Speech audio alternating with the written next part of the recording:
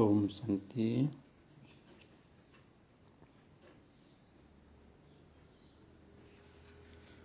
अनुभव बता रहे हैं। मीठे बच्चे, तुम्हें अभी रूहानी कारोबार करनी है। रूह समझकर हर कर्म करने से आत्मा निर्विकारी बनती जाती है।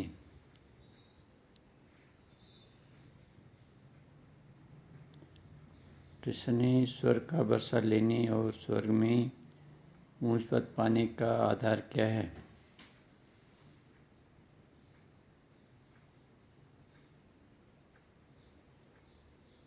क्या आधार है?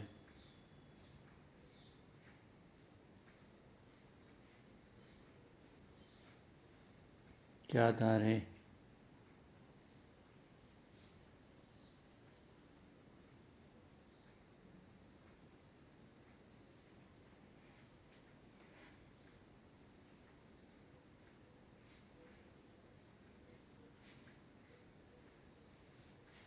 क्या आधार है?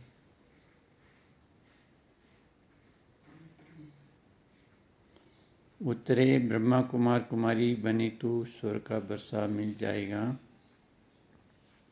परंतु ऊंच पद का आधार है पढ़ाई।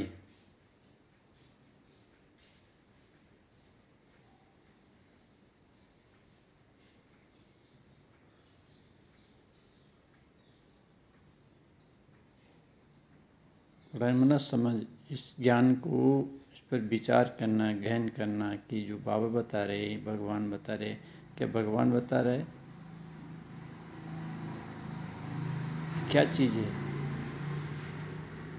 सच में भगवान बता रहे हैं। मुझे ऐसा करके देखना है। तो जो भगवान जो बोलेगा वो सच बोलेंगे, जो कहें वैसा करेंगे तो उसका वैसा फल मिलेगा।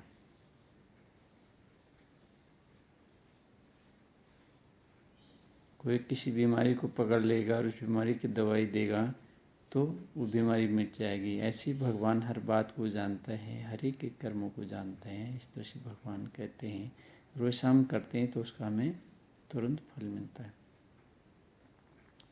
परंतु ऊंच का पद का आधार है पढ़ाई। अगर बाप का बनकर अच्छी रीति पढ़ाई पढ़ते रहें, पूरा पवित्र बने तो रजाई पद मिलता है। कोई पूरा पढ़ते नहीं, कर्म बंधन है, पूरा पवित्र नहीं बने और शरीर छूट गया तो प्रजा में भी साधारण पद पा लेंगे। मतलब पढ़ाई पढ़ भी रहे और अभी शरीर छूट गया, पूरी पढ़ाई नहीं पढ़ी, यानी पुरुषार्थ नहीं किया, मेहनत नहीं किया, शरीर छूट गया,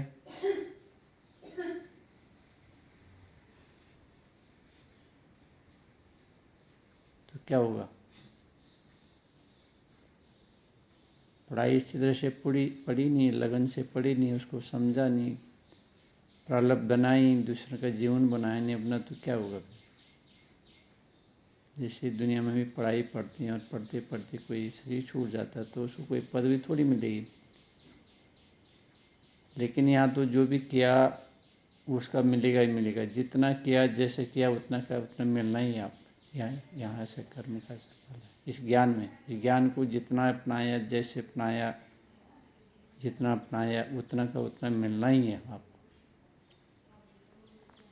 अब कितना अपनाते हैं हम? ओम शांति। रूहानी बच्चों को रूहानी बाप समझा रहे हैं। यहाँ रूहानी कारोबार है, बाकी सारी दुनिया में जिस्मानी कारोबार है। वास्तव में कारोबार चलती है रूहों की। आत्माएं शरीर द्वारा पढ़ती है, चलती है, विक्रम करती है।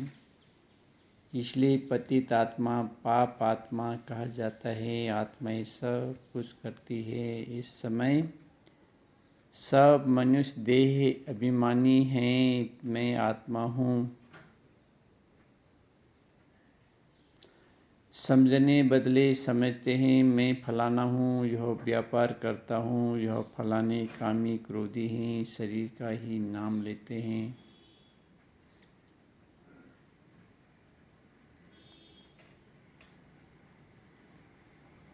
इसको कहा जाता है देह अभिमानी।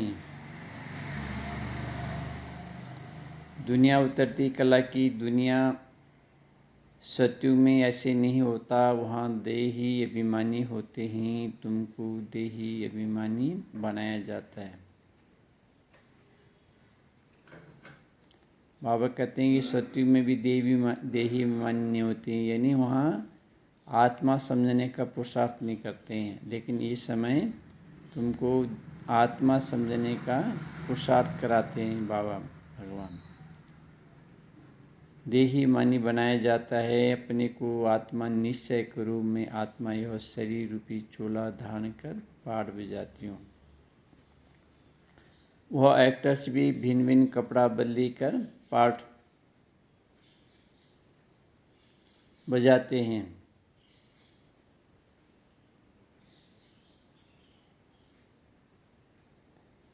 बाप कहते हैं तुम आत्माएं पहले शांतिधाम में थी, तुम्हारा घर है शांतिधाम। जैसे वो हद का नाटक होता है, यह फिर है बेहद का नाटक।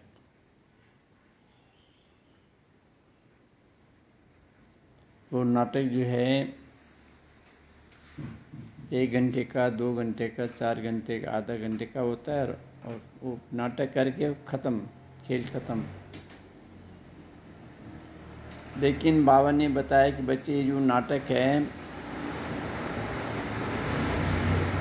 ये नाटक जो कर रहे हो तुम, तो ये तुम्हारी आत्मा में भर रहा है, रील भर रही है।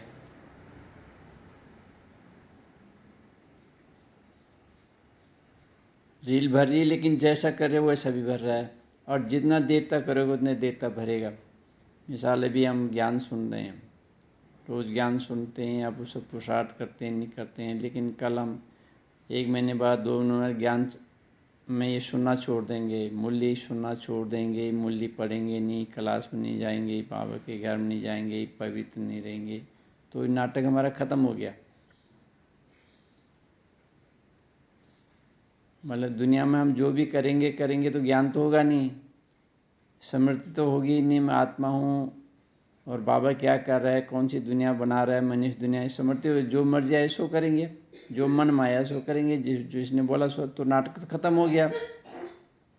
कोई समझदारी से काम करता है तो उसमें कुछ रिजल्ट निकलता है, उसका भी भला दूसरों को, जो समझ ही नहीं वो कोई काम करे उसका भी भला नहीं, दूसरों का भला नहीं, भले कर तो रहा है लेकिन समझ बिना समझ के कर रहा है, तो कहाँ फायदा होगा फिर।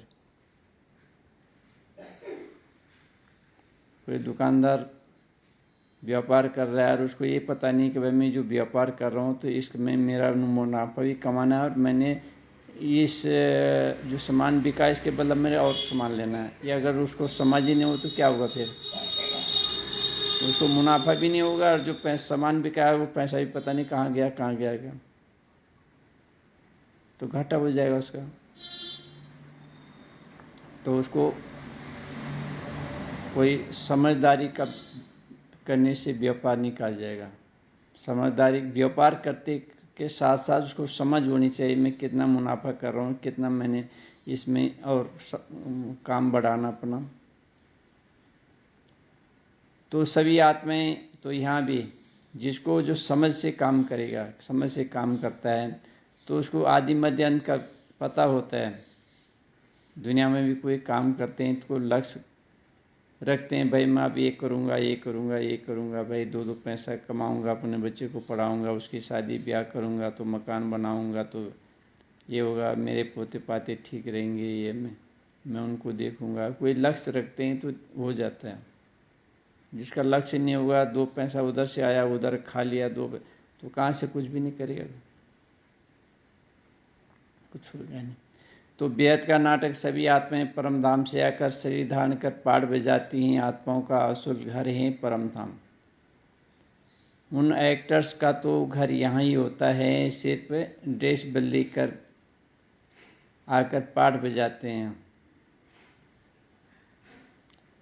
तो हम आत्माओं का जो है असली घर है परम धाम। तो हमें जब हम पाठ बजाते हैं तो हमें उस घर की भी याद रहती है कि भाई हमें अब दुनिया ख़त्म होने वाली है, हमें उस घर जाना है, और हम वहीं से आए हैं। लेकिन हमें वहाँ जाना है तो बहुत अच्छे कर्म लेके जाना है, ताकि हम सृष्टि में भी आएंगे तो बहुत अच्छे अच्छे शरीर पद मिलेंगे हमें।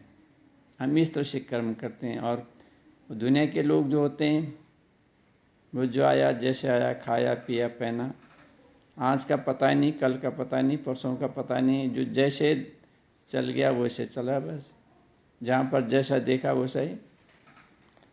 तो देश बदली कर आकर पाठ बजाते हैं, तो बाप बैठ समझाते हैं, तुम आत्माएं हो, बाप तो बच्चे बच्चे ही कहेंगे।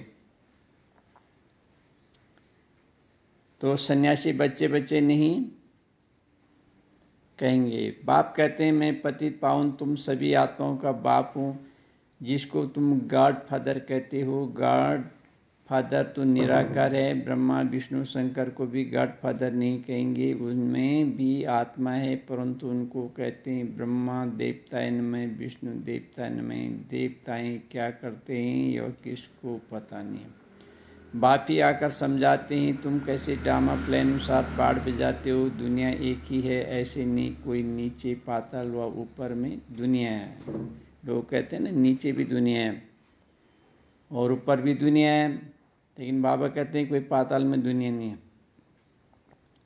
दुनिया एक ही है जिसका चक्र फिरता रहता है, चक्र फिरता रहता है। अभी सृष्टि ये जो है सृष्टि का जो भूगोल ये भी घूमता रहता है, कितने समय के बाद फिर ये 24 घंटे के बाद ये जगह फिर यहीं पर आ जाती है। और वो चक्र दुनिया का चक्र जो है वो 5000 वर्ष के बाद फिर घूम करके इस जगह पर आ जाता है। तो लोग तो कह देते हैं मून में प्लाट लेंगे, बाप समझाते हैं बच्चे कितने इंसॉल्वेंट बन पड़े हैं। इंसॉल्वेंट मतलब अज्ञानी, न समझदार बन पड़े हैं कि वहाँ मून कोई प्लाट लिया नहीं जा सकता है, वो तो एक पोलार है वहाँ तो आसमान की तरह। भारतवासियों के लिए ही कहते हैं तुम कितने साहूकार समझदार थे, इन लक्ष्मी नारायण का सारे विश्व पर राज था, जिसको कोई लूट न सके। जो लक्ष्मी नारायण का राज था विश्व पर, यानी लक्ष्मी नारायण सत्य के मालिक थे, तो सारा विश्व उनका था और दूसरे धर्म जाति वाले नहीं थे, तो सारा विश्व उनका था। इसलिए कहा गया एक धर्म एक राज एक भाषा, मतलब दूसरे धर्म के लोग ही नहीं थे, दूसरे कंट्री के लोग नहीं थे, कृष्ण कोई नहीं था, तो सारा विश्व उनका था, जिसको कोई लूटना भी किसने था। जब दूसरे धर्म के लोग थे नहीं तो लूटना किसने था। देवी देवताएं संपन्न थे, वहाँ कोई पार्टीशन आदि होती नहीं, आदि नहीं होती, यहाँ से इसका, यहाँ से इसका। यहाँ तो कितनी पार्टीशन है, आपस में टुकड़े टुकड़े पर लड़ते रहते हैं। तुम सारे विश्व के मालिक थे, सारा आकाश पृथ्वी समुद्र सब तुम्हारा था। तीनों लोगों में श्री लक्ष्मी नारायण का राज था। रामचंद्र बैठे त्रिलोका हर्षित भय गए सब का, दैहिक दैविक भौतिक तापा राज कहूँ ने व्यापैनी। तीनों प्रकार का सुख था, दैहिक और दैविक और भौतिक।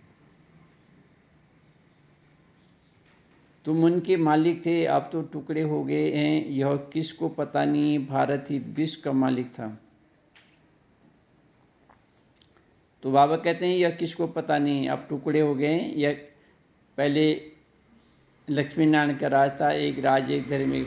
तो बाबा कहते हैं ये किसको पता नहीं है। जो भी दुनिया की सृष्टि की जो भी कर्म कहानी लोग दुनिया वाले लिखते हैं, तो वो कब से लिखते हैं, कब से लिखते हैं, गिनती कब से करते हैं, द्वापर युग से।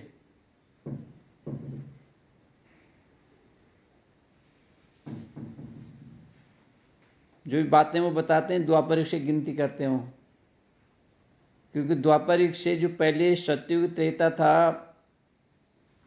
उसका ज्ञान तो किसको है नहीं। अब जो और धर्म वाले आए वो कब से आए, द्वापर युग से आए।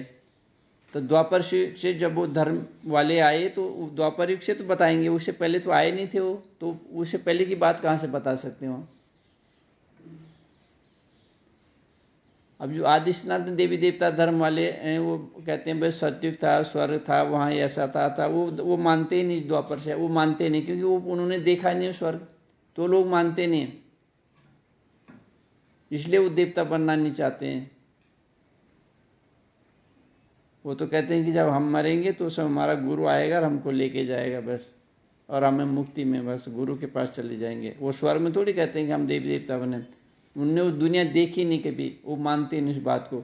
जो आदि सनातन देवी देवता धर्म के आत्माएँ हैं उस बात को मानती हैं कि हम देवता थे या दुनिया स्वर्ग थी, हम फिर से बन सकते हैं।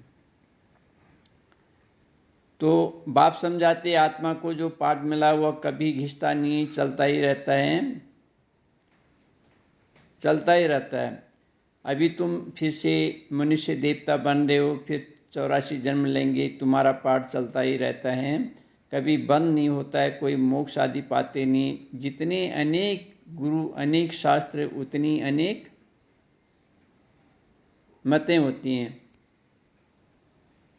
जो भी धर्म पिता आया उसने जो कह दिया उसकी अलग मतें, दूसरा धर्म पिता आया उसकी अलग मतें। तो मनुष्य में कितनी अशांति है।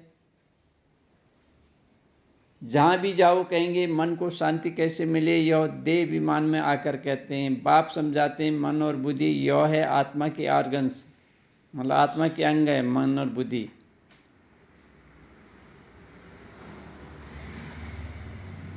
ये मन बुद्धि क्या है,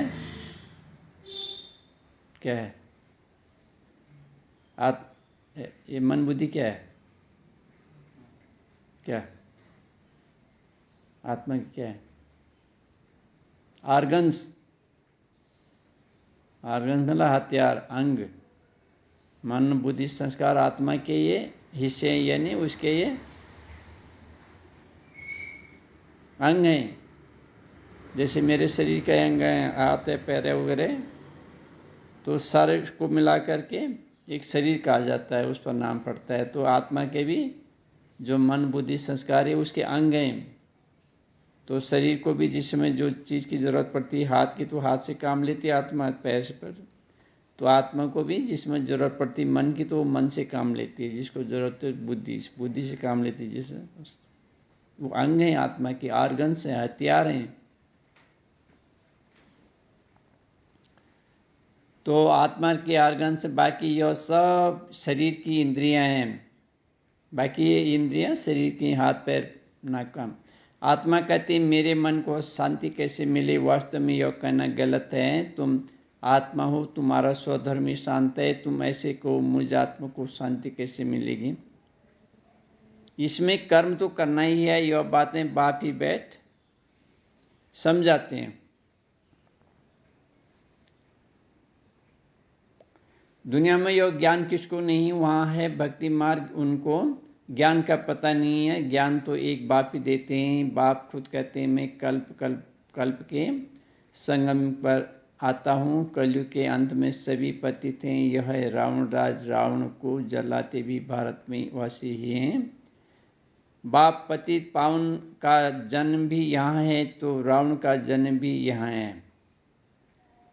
यानी भगवान का जन्म भी भारत में होता है, तो रावण का जन्म भी भारत में होता है।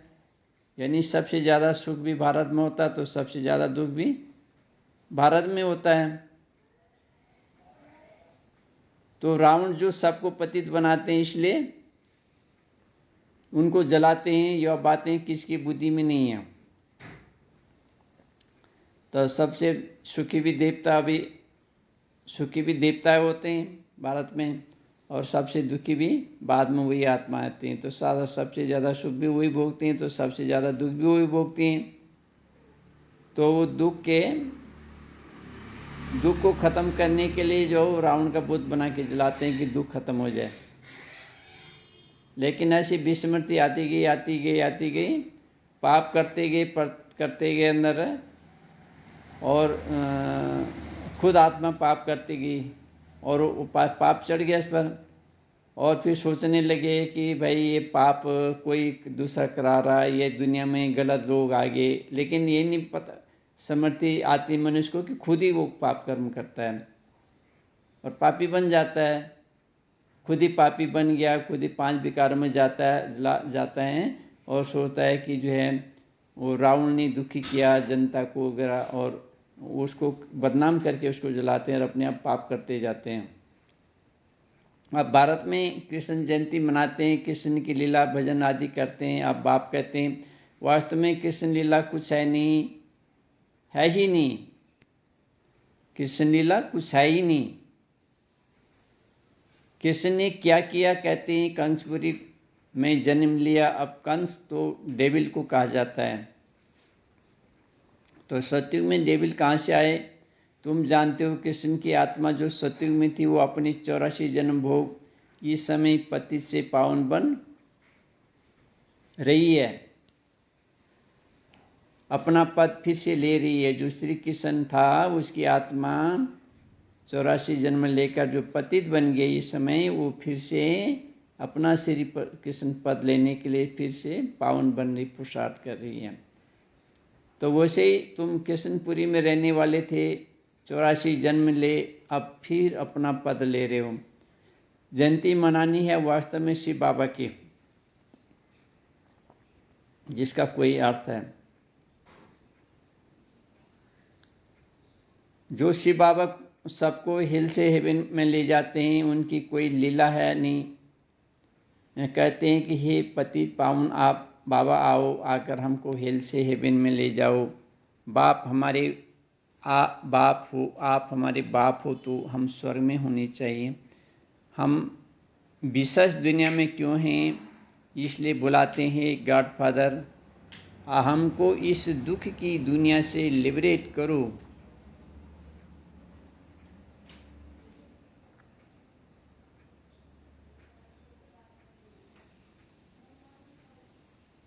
आत्मा समझ करके सुनेंगे तब कल्याण होगा। अपने को आत्मा समझना है, आत्मा बनाना, अपने को बिंदु समझना है कि जाएगा अंदर तो मेरा कल्याण होगा, कुछ तो होगा। अंदर जाएगा नहीं तो जिस समय बेच जा रहा है।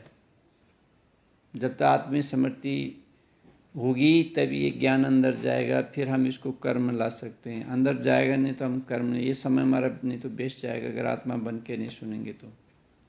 मनुष्य बनने का हमें कोई मतलब ही नहीं है अगर हमें आत्म समृद्धि में नहीं रहते हैं, उसका रियलाइज नहीं होता। मनुष्य बनने का कोई फायदा नहीं हमें इस दुनिया में। भगवान में क्या बनाया, किस लिए बनाया, किस लिए हमें यहाँ भेजा, क्या चाहता है, वो कर्म नहीं ला सकेंगे हम, वो सुख नहीं प्राप्त कर सकेंगे, भाग्य नहीं बना सकेंगे।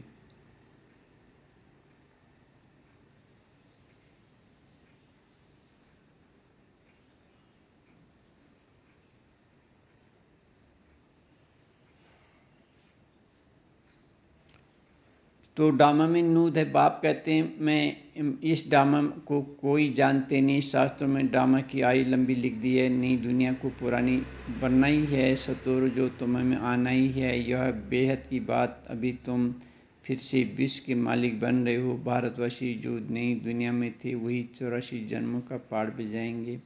अभी तुम पवित्र बनते हो, बाकी सब मनुष्यपति थे, तब तो पावन के आगे जाकर नमन करते हैं। पावन को पावन नमन क्यों करेंगे? सन्यासी पावन नहीं, तब तो पतित मनुष्य उनके आगे माथा झुकाते हैं। कन्या पवित्र है तो सब उनके आगे सिर झुकाते हैं। वही कन्या शादी कर ससुर घर जाएगी तो माथा टेकना पड़ता है। अभी बेहद का बाप आए सबको पावन बनाने, वो सब हैं कलयुग में, तुम हो अभी संगम पर। अब तुमको पति दुनिया में नहीं जाना है, यह है ही कल्याणकारी युग।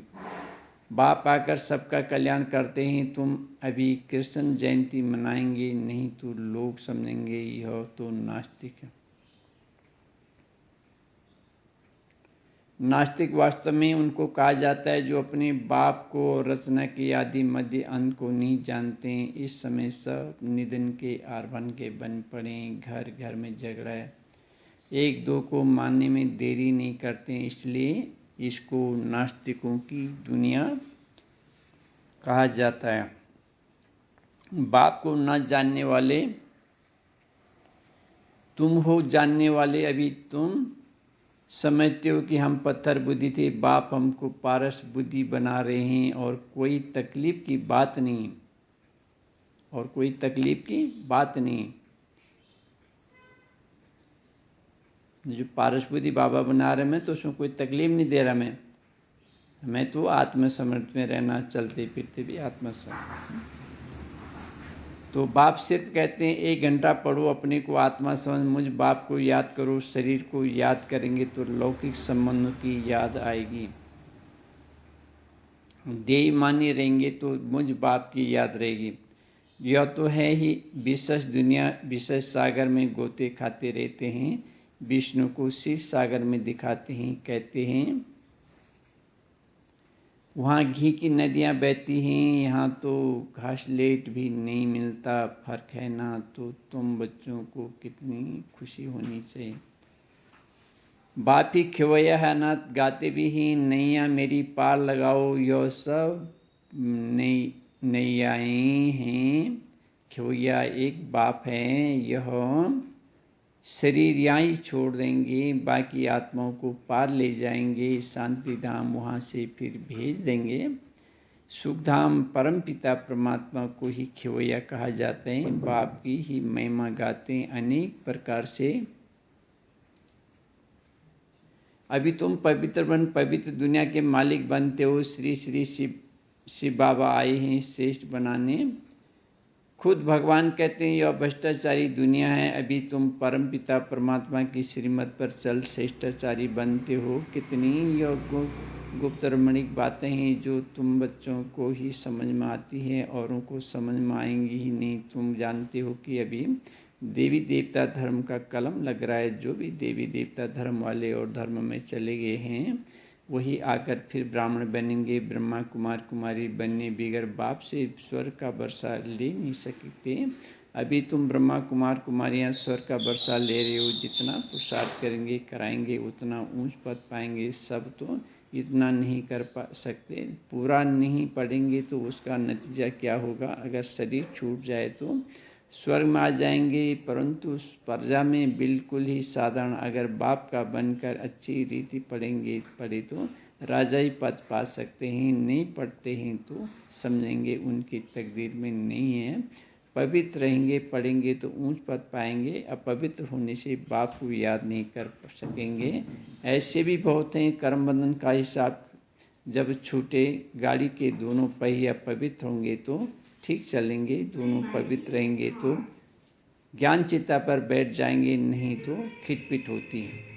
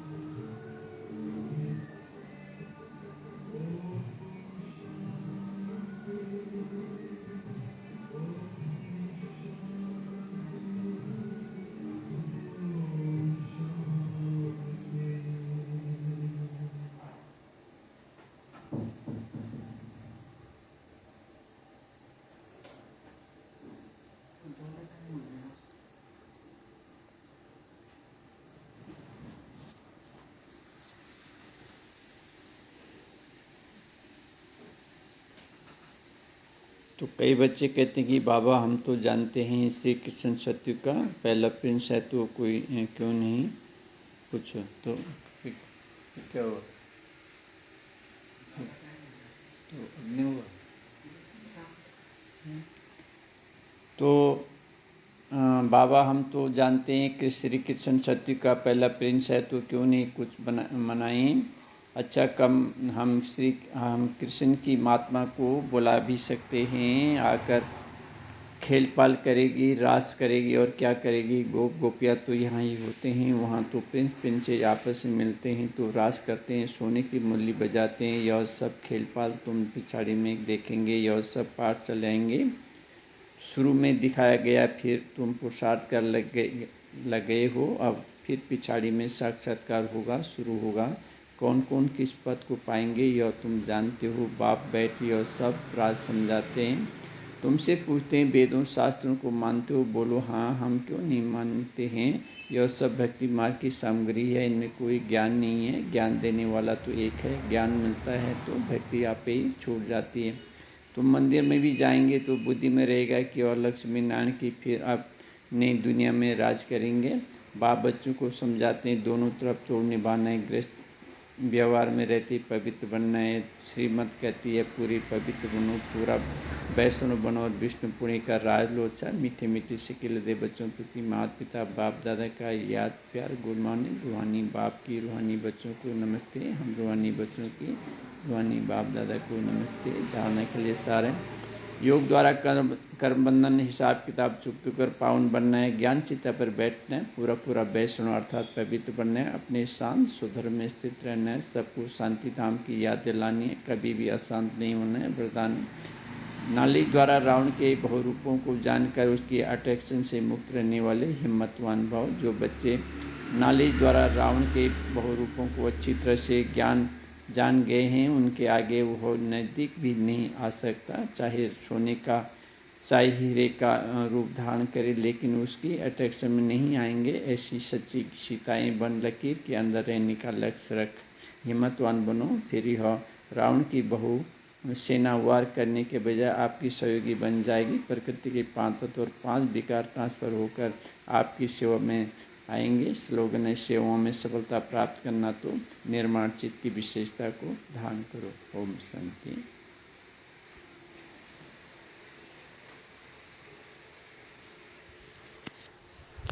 वीडियो